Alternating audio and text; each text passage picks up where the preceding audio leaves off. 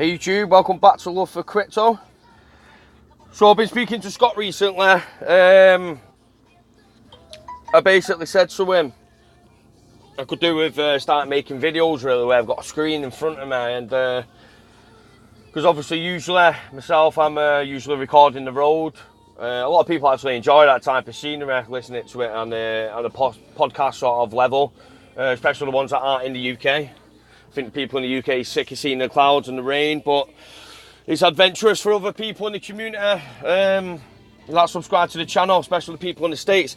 Anyway, nonetheless, there's been a couple of things that I've been wanting to speak about recently, and I've not really been able to do so whilst recording the road, because I'd actually like to have the documentation up in front of me, basically. So, I mean, recently there's been a lot of stuff going on, especially in regards to the Bank of England. Recently there's been a lot of fantastic news coming from the Bank of England, which I'm going to go through with you today. Now, as you can imagine, this is a quite a long statement document.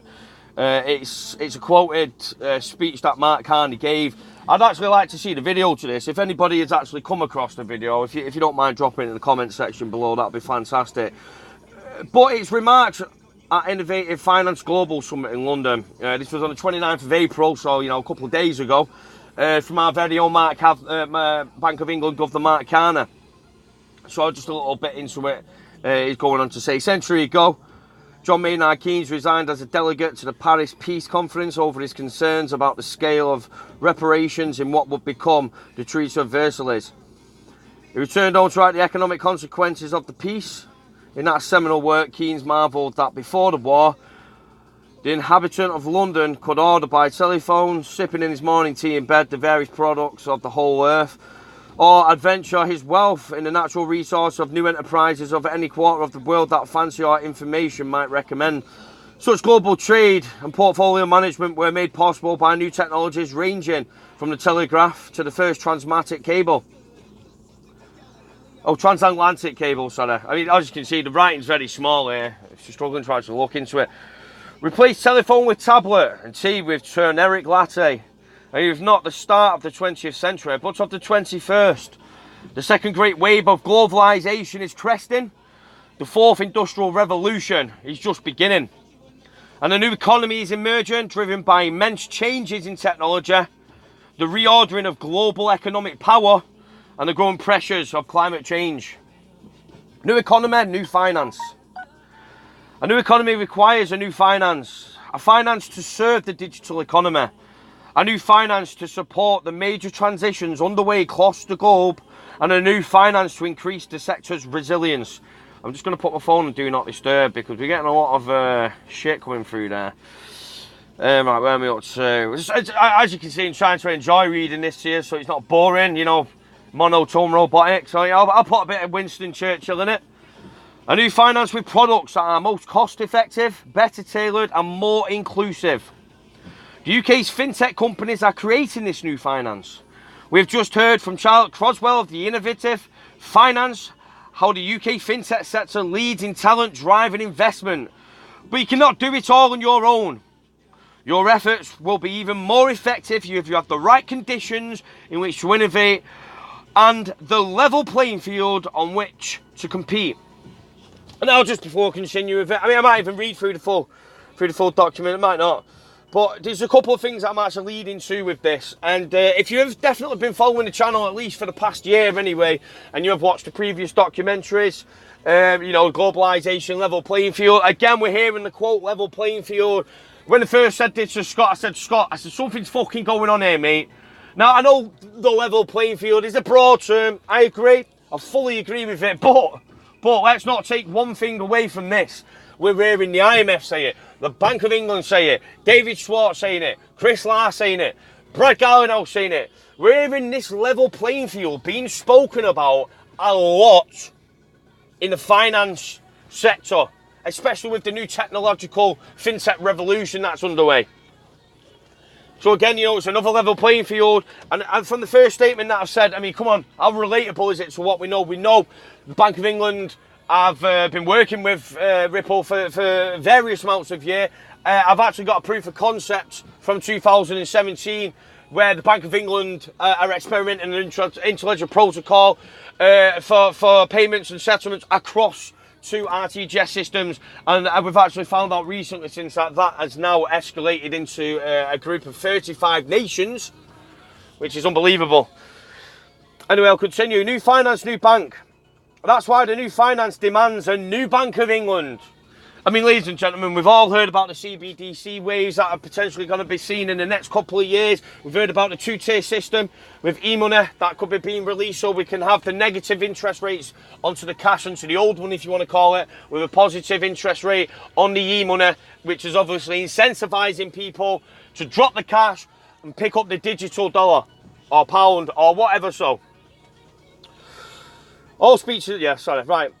In this spirit, last year, that Mansion House, I announced that, I'm not even going to pronounce that name, would lead a review of the future of the UK financial system, including recommendations for how the bank should respond. In 2 months, Hugh will publish his conclusions and the bank will announce a number of concrete steps to create an environment for a more resilient, effective and efficient financial system. Now again, it's all thanks to the work of distributed ledger technology why we're hearing such things. To review our general approach, I want to highlight some of the recent measures the bank has been taking. The bank's strategy is to enable innovation and empower competition while ensuring monetary and financial stability. And it was all about the stability of the finance system. I think last year we actually had Mark Carney coming out saying crypto assets, digital assets don't pose a threat to the financial system. But as of recent, with the recent developments, we've actually heard Madame Lagarde herself saying the possibility of financial instability from the digital asset space is forever increasing. To preview our general approach, I want to highlight some recent measures the bank has been taking. The bank's, yeah, I've just read that. Our levers are the hard and soft infrastructure we control. Hard infrastructure such as the RTGS system, the real-time gross settlement, which lies at the heart of the UK payment system, and a soft infrastructure such as our rules, regulations and standards. To illustrate what this means in practice, consider 3 examples of how the bank can provide a platform for private innovation to serve the digital economy, the finance major transitions and to increase the resilience of the financial system, serving for the digital economy. First, at the heart of the new economy, the very nature of commerce is changing. Last year, 1/5 of all sales in the UK were online. Next year, it will be 1/4. The new economy is more inclusive, offering easier routes to the markets for firms both large and small, and greater access for consumers both near and far.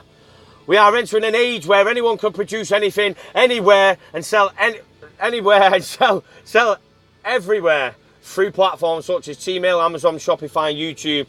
This new digital economy is placing new demands on finance. Consumers and businesses increasingly expect transitions to be settled in real time, checkout to become an historical anomaly, and payments across borders to be indistinguishable from those across the street. Now, ladies and gentlemen, we all know the technology out there that enables that instant settlement. And again, I'm not saying it's XRP because it's not. It's actually the intelligent protocol, the connectivity of payment systems, of RTGS systems, of money mobile platforms. If they embed and embrace the intelligent protocol like the W3C group has, and they actually have it as the governing standard, the set standard globally, the intelligent protocol, then XRP is the best, most fastest and most scalable asset to bridge those settlements. It's not the only one, but it's the most effective and most efficient. And again, it's Ripple technology. The XRP digital asset was gifted to Ripple, the company, to obviously help with this development. And this is why we are all such diehard XRP supporters, because Bitcoin is simply not cut out for this job. In parallel, big data is opening up to new opportunities for more competitive platform-based finance of SMEs, that's small to medium enterprises. Search and social media data are supplementing traditional metrics to unlock finance for smaller enterprises whose assets are increasingly intangible.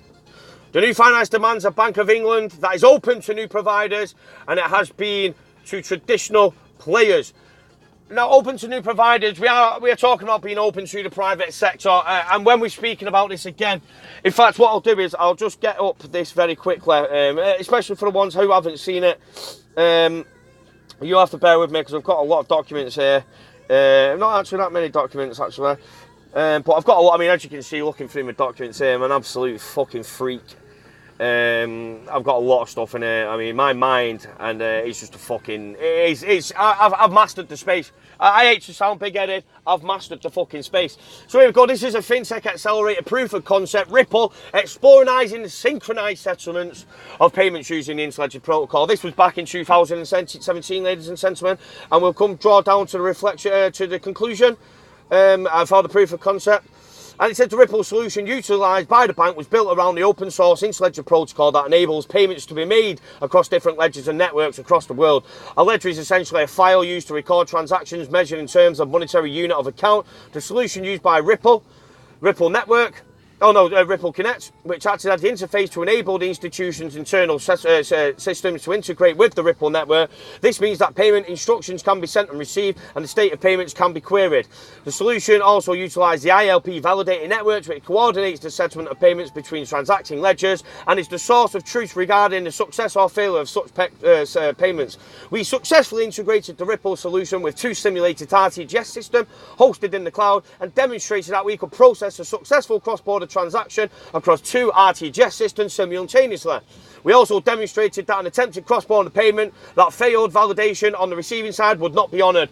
Obviously, reflections and next steps. The proof of concept was a useful exercise to develop the bank's understanding of synchronization and possible technical solutions.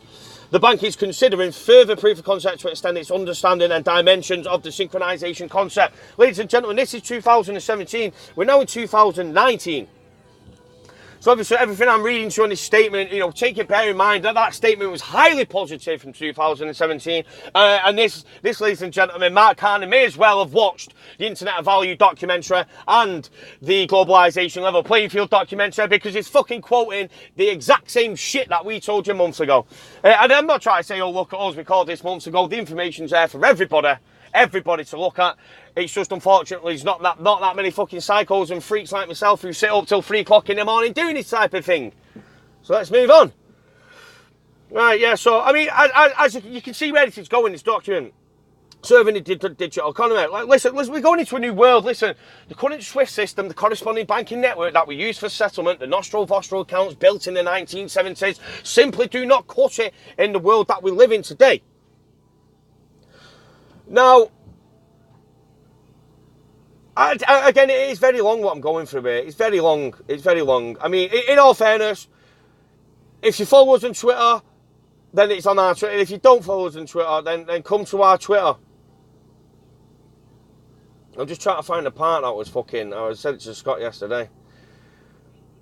Here we go. This is an interesting point, actually, in the conclusion. When Keynes marvelled at the new possibilities, a decade of wealth creation would follow, but its gains gave rise to imbalances in income and in trade. Now, what I'd like to put on this twist myself, with the new in fact, I'll just read it. Today, new technologies, the new economy, and the new finance have the potential to unlock more sustainable and inclusive growth. Consumers can have greater choice and better targeted services. Small and medium-sized businesses can access new credit to grow. Banks themselves can become more productive, and the financial system overall can become more resilient. Most fundamentally, unlike Keynes' time, the gains from new technologies will not be limited to men or captured by denizens of the city. Right, so it's funny this. Oh yeah, sorry, it actually goes there. The new financial system must be more inclusive, which is what obviously Ripple and the DLT Ripple Consensus Protocol does, allowing everybody to be better connected, better informed and better empowered. By adapting our hard and soft infrastructure, the Bank of England will help create the conditions for such innovation to flourish, to promote the good of all people of the United Kingdom. Now, basically, it's quite apparent what's happening here. The Bank of England are embracing this technology. They're opening the door to the RTGS systems for the private sector so they can utilise the RTGS systems so money can flow around the world as fluently as I am fucking stating this video. Right, so obviously that's a statement there. Again, if you want to follow us on the Twitter, you definitely need to, because there's some weird shit go down on Twitter. It's a fucking great environment to be in. That's my work phone, so I better fucking make this one quick. Right, so again, if you look through here, I'll just find it on our Twitter. If you have a scroll through, there's a bit of shit that I do for retweet on Twitter, so you'll just have to have a quick scroll through. I think I've actually scrolled past it. My man fucking Tory there. If you don't follow Tory, Crypto Wizard, fuck me, you better follow him. Because I tell you what, this guy's calling shots like a fucking kingpin in the mafia. Right, so I can't find where it is, but you can have a look yourself. It's through oh, here he is. Make sure you all read this. This is from our agent Broccoli. It's hosted a couple of times on the channel. And it's the full speech. Here's obviously where Carney was representing that speech. I want to see the video. I want to hear Mark Carney, my governor of the bank of our central bank, come out, and I want to hear him speak this fucking fluent language of what we know called fucking innovation and success. So yeah, there it is. If you have a look at Agent Broccoli, his speech, Bank of England, you can have a read through it, digest it properly, even watch it. I wish you had the video. I would have just fucking shown it and shit at reading. But anyway, nonetheless, it's absolutely excellent news. And not only that, I got myself into a bit of a Twitter battle yesterday with another Bitcoin maximalist. I fucking love it. I love ripping them apart because they're all full of shit. He just put on this when I first joined the XR community's all about blah, blah, blah. Look, listen, he's taking the piss out of people here. Dutch Cabal, New World Order, all this stuff. And listen, don't get me wrong, there's a lot of shit that goes around. I agree. But it pissed me off because the New World Order, obviously I said before you come on crypto, Twitter acting like a smart ass, why don't you do a little research before you embarrass yourself? You're making a claim the community, just making this NW shit up. Try Brad Gallenhouse. And obviously I actually put a little timestamp down here on YouTube. This is one of our videos. This is from the globalization level playing field. Hopefully it should put me on the timestamp. I mean, if it doesn't, it fucking doesn't. Mine is Scott's old school fucking intro. That's for the early birds who come. So I'll just show you. I mean, because people take the piss out of us in the New World Order. Let's have a listen.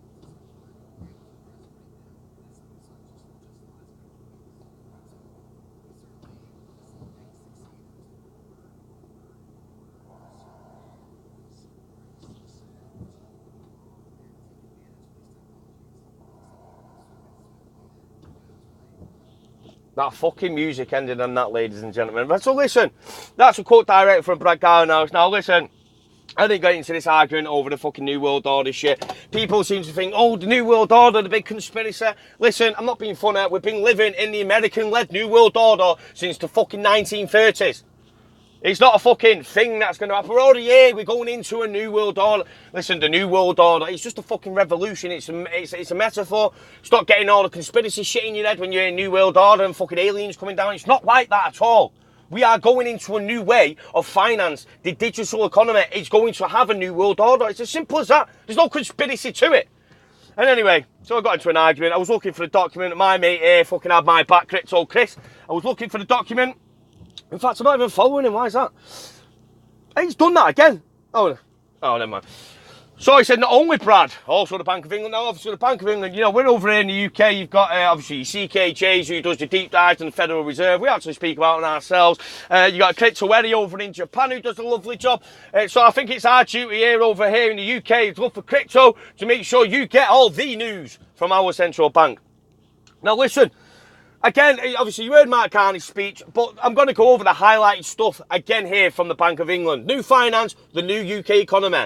The economy is reorganising into a series of distributed peer-to-peer connections across powerful networks. Ladies and gentlemen, what does that sound like? In a hyper-connected. The financial implications of these developments are only beginning to be realised, but they are likely to be immense.